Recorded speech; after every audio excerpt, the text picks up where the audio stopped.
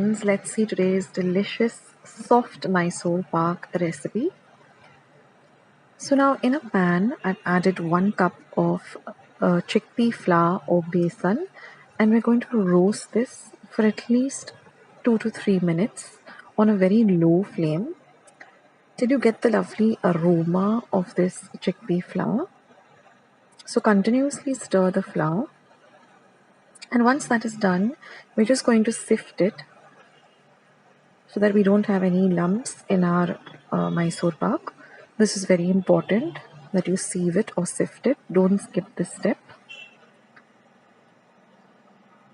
Now once we're done with sifting it, we're going to add half a cup of melted ghee or clarified butter and whisk this mixture really well till it is nice and smooth and set it aside.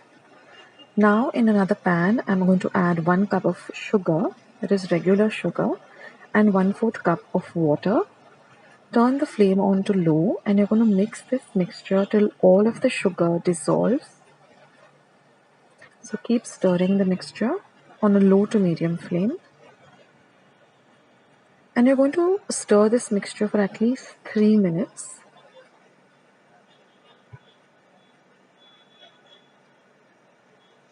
And after 3 minutes, just check for a 1-thread consistency.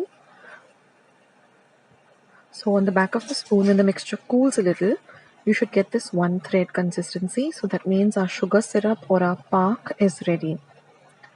Now once that is ready, we're going to add our chickpea flour and clarified butter mixture that we prepared.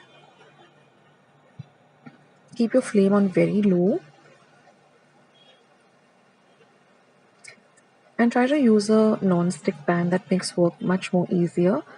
And then just keep stirring the mixture on a very low flame. And after a minute of stirring, you're going to add 6 teaspoons of clarified butter or ghee. Again, melted butter, clarified butter or ghee. The reason is that Mysore pak has this lovely distinct taste of ghee, and it also gives it that perfect consistency. Otherwise, your Mysore pak will be very dry. So you need to add this melted clarified butter or ghee.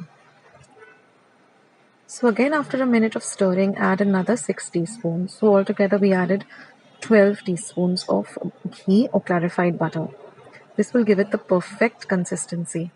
And now we're going to stir the mixture for another 2 minutes till it starts to leave the sides of the pan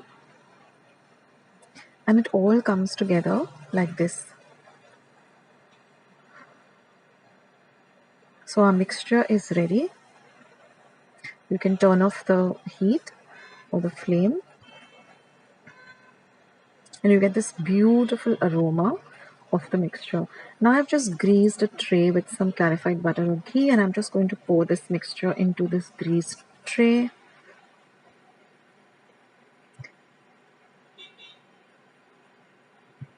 And then I'm just going to level it up and smoothen it out.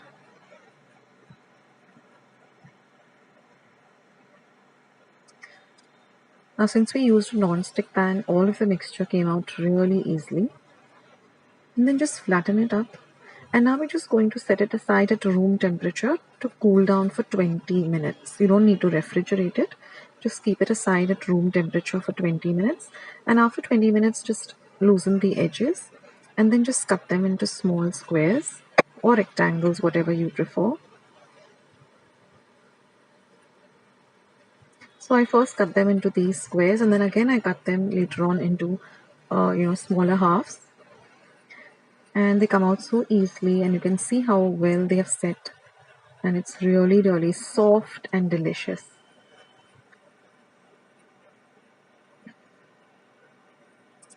Can't wait to dig into these. They're really delicious. So in this way, I demolded all the rest. And then, like I said, I cut each square again into halves and I stored them in a steel container at room temperature. You don't need to refrigerate this.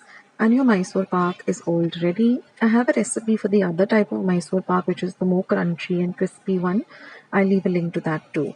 So give this recipe a try, guys, and I'll catch you soon in my